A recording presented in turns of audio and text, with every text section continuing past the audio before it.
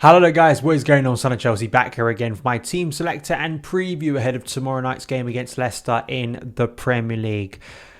Yeah, I mean, the last week of Chelsea Football Club's history, you want to forget it pretty quickly. But unfortunately, the exhausting nature of this season, and that is the word I've constantly come back to despite some real highs in recent weeks regarding Chelsea.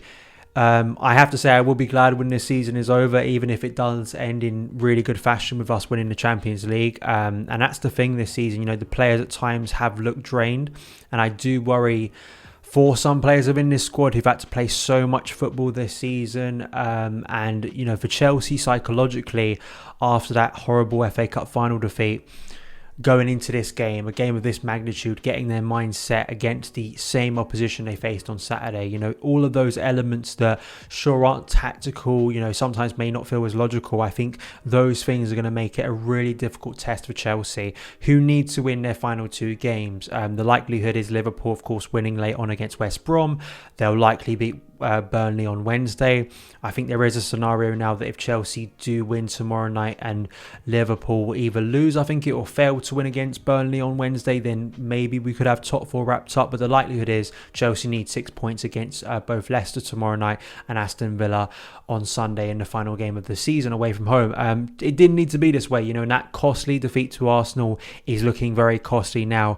The draws to the likes of Southampton, the likes of Brighton, the likes of Leeds, the defeat to West Brom, all of these things I think are adding up now regarding Chelsea. Top four has been in our hands for a very long time.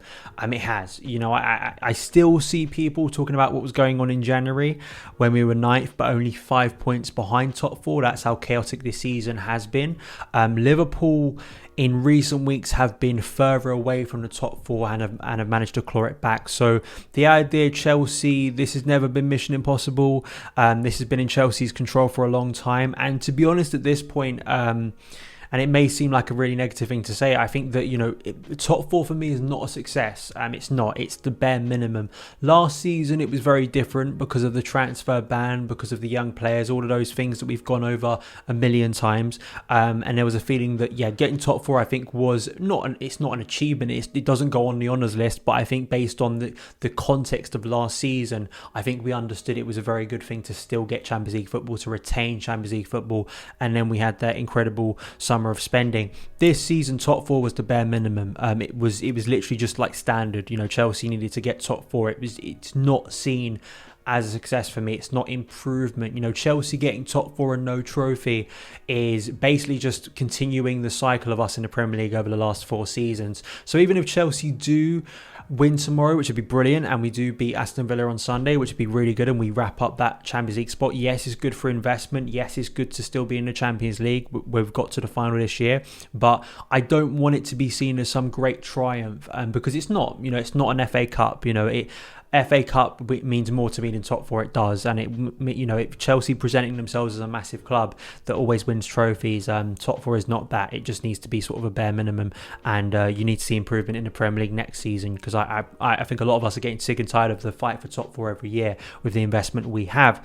So team news from Thomas Tuchel, you could kind of tell in his voice he was downbeat. I mean, one thing I would say is I think there can be overreaction at times to, maybe from me as well, things managers say in press conferences. I think that press conferences sometimes, I think you need to take things that coaches say with a pinch of salt. Unfortunately, they can't be as honest as I think they'd like to be. I think Tuchel has been very open, but that's when things have been going well. Unfortunately, there is a political side to being Chelsea head coach. Him saying that he has no regrets about Saturday, I highly doubt that. But there also is this, you know, psychological element that he needs to move on. He needs to motivate his players. He can't wallow in sort of the agony and the sort of pain of that Saturday defeat, because that's not his job. He needs to get the squad ready for a big game in our Premier League season. So I'm not surprised he comes out and puts out a strong face, you know, sort of gives strong opinions and says that, you know, everything's sort of good or strong within the camp, because he has to say that. You know, if he comes out and starts being really depressed about the situation, then it isn't going to be a good look. So I think people need to understand that when you take every sort of comment he makes literally. I think sometimes it's about looking at his comments, say in a press conference, compared to his decision making in the squad, you know, stuff like that. So I think people need to understand there's a bit of nuance in that. He didn't give major things about the team, but he did say Kovacic and Christensen are going to be in, and sort of the knock-on effect to someone like Tammy Abraham, who once again wasn't in the squad. I'm not going to keep talking about Tammy Abraham. I'm sure you guys are bored of it. You know my stance on it at this point. So I think that he probably won't be in the squad tomorrow. It could even mean that someone else may drop out, and I'm concerned that will be Billy Gilmour instead of Emerson, which still makes little sense to me. I think Gilmour should be in the squad, as I'll show you. And I think for Leicester, the big thing is Jonny Evans, who of course was forced off early on Saturday's cup final, won't be available for this game. But it is all or nothing for Chelsea. We focused a lot on Leicester at the weekend in my FA Cup preview.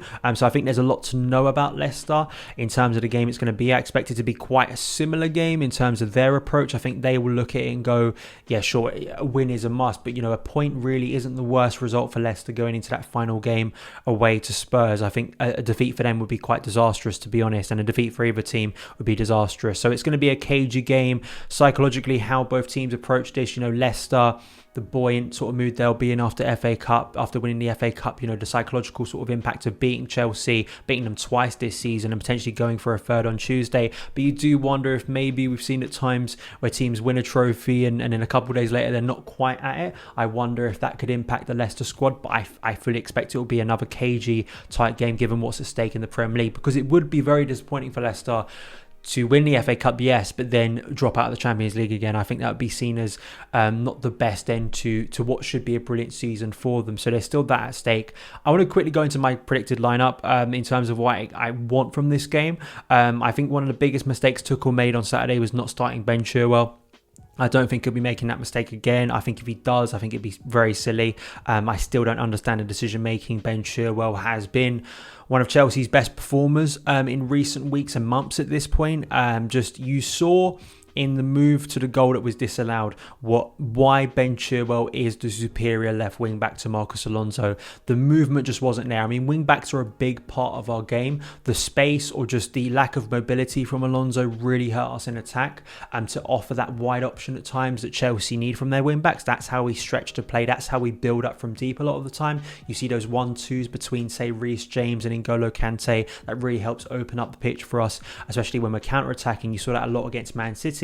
Alonso had that space against Man City, but didn't against Leicester, who were a lot deeper in sort of their setup and shape. So I think you need Chilwell to make those runs, have the ability to make those runs. And just showing this graph here, this was the movement and sort of the setup for the disallowed goal. You saw Ben Chilwell, Thiago Silva, brilliant with balls over the top here. That's one of his biggest abilities, and one of the biggest abilities that both Thiago Silva and Antonio Rudiger possess, and why Chelsea can be very creative from our back three. A lot of our creativity comes from that back three. The ball over the top, a really good run from Ben Chilwell. I still think it's onside, of course I do, but a really good diagonal run that really hurt Leicester, and that's one of the things that hopefully Ben Chilwell starting tomorrow can offer us when we're struggling to create just in sort of naturally of our front three. I think the wing backs are so important, both Reece James and Ben Chilwell, but Reece James is a big thing. So coming to my starting lineup, this may surprise a few people. I think it's very unlikely. I would rather have Christensen in the back three than Dave.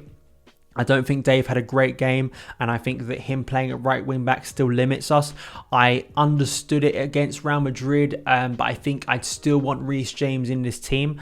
He may just do the same thing again, Tuchel. I think he was absolutely vindicated, to be honest, in his decision to play Reece James at right wing back to counteract the pace of Jamie Vardy. But if you have Christensen in there, I back Christensen to be good at that too in terms of keeping up with Jamie Vardy. I think Christensen is a deceptively quick player, and I also think that Christensen, in terms of building up from the back, as I say, is one of those calm passes that we need. And I just think Reece's ability to get dangerous balls into the box, I think it is a big thing for me here. So I think I'd like to see James potentially at right wing back, but I could fully understand if Tuchel just goes with the same thing, because I think for the majority of the time it worked well. It kept Jamie Vardy quiet. It did on Saturday.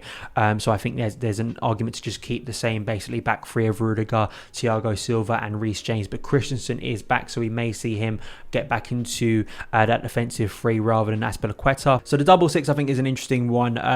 This is a wild shout. It's not going to happen, but I'd love to see Billy Gilmour start. Jorginho has had really two underwhelming performances, one really poor one against Arsenal, but then I think on Saturday once again you saw the frailties in his game, not only in transition but also just there's so many elements to Jorginho's game where I'd love to see him be more expansive with his passing and more daring with his passing. I think so many times, and part of that is the way we play, retaining possession, and that's what Jorginho's good at, calming things down, setting up the play basically, and the ball going through him.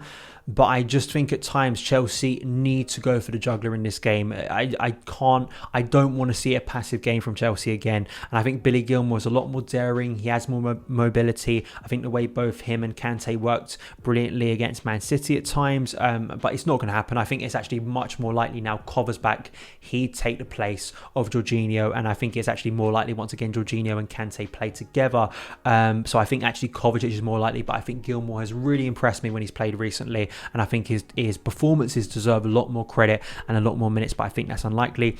Obviously, Ben Chilwell at left wing back. Then we come into the front three where I'm making a complete change here. Mount, Pulisic and Havertz. I just don't think Werner and Ziyech did enough on Saturday for me. I think Timo Werner for me is still such a frustrating player once again. I think that there are things to his game that he does well. I still think there are massive frailties technically to his game that just irritate me. And I think that there are things to his game that I just expect a lot more from a £50 million striker. I just do. I think in terms of build-up, in terms of first touch, I think the problem with Timo is for me is that he's becoming and already is, I think we know this already, he is a specialist player. He needs teams to sit high to get space in behind. And even on Saturday, when he did get that space, he got some good space on Saturday in that first half in particular. Didn't have the build-up, didn't have the technical ability to dribble past Leicester players. I think if Christian Pulisic had the same space, I'd be a lot more confident in Pulisic getting past those Leicester players and also getting a better shot away. So I want Pulisic back in the team. He had barely any time to impact the game on Saturday, so I want him in the starting 11. Kai Havertz too. I think Callum Hudson-Odoi could be a shout here in terms of actually a right wing back. I did think in one of my lineups of having Reece James as the right centre back and having Callum Hudson-Odoi at right wing back, so then you can still have Mount, Pulisic and Havertz as that front three. I'd like to see Kai Havertz, it's quite clear that, Olivier Giroud just doesn't look up to it at the moment in terms of, fitness, and that's not against him. He's barely had any time on the pitch, and it's the same for Tammy Abraham. I think it's, it's harsh on both of them, especially Giroud, to come on and expect him to work miracles basically. He's, even when he was a little bit more fit and getting more minutes, I think he looked out of place in Tuchel's system. I think even now you're seeing the ruggedness and in his game, considering his age as well, he's not getting consistent minutes. So I think Kai Havertz here didn't have a great game against Arsenal, should have scored. It's not that there are any perfect options at the moment, but I prefer against a team like Leicester, who I think are going to sit deep. I think you need more technical players. I think you need players better off the ball movement, better on the ball movement. I think a front three of Mount, Pulisic and Havertz, I think could work a lot better against this Leicester side. And I think Pulisic is a big game player. I trust him. Mason Mount is a big game player. If it wasn't for Kasper Schmeichel's incredible save on Saturday, that game's 1-1. And Mason, for me, out of the front three that started, always looked the most dangerous out of all of them. Hakim Ziyech, yeah, sure, could be used here. I think that the thing that Nini FC brought up in his review on Saturday, that Ziyech would like on his left foot to have that wing back overlapping to use potentially when he drops a little bit deeper to switch play. He didn't have that with Marcos Alonso on Saturday, so potentially you saw the move that Thiago Silva playing the ball through to Ben Chilwell around the back of Leicester's defence. You think that maybe Ziyech in a similar position could affect the game in a similar way if we need that, but I just don't think, once again, that I'd prefer Christian Pulisic in this team. I prefer Kai Havertz. I'd even prefer Callum Hudson-Odoi and especially Mason Mount, who unfortunately has to play all these games because he's Chelsea's best player. He's been our most consistent performer, and he keeps, in terms of the build-up play, in terms of creating chances for Chelsea, who don't create a lot of chances. You still need Mason's energy and influence, so it's harsh on him to keep on playing every game, but we're at that stage of the season where we need results. So that is my starting lineup. Give me your lineups in the comments below. Thank you guys so much for taking the time to watch this preview. If you did enjoy it, hit that subscribe button and a notification bell so you never miss an upload. Follow me on Twitter at SonOfChelsea, and I'll see you again.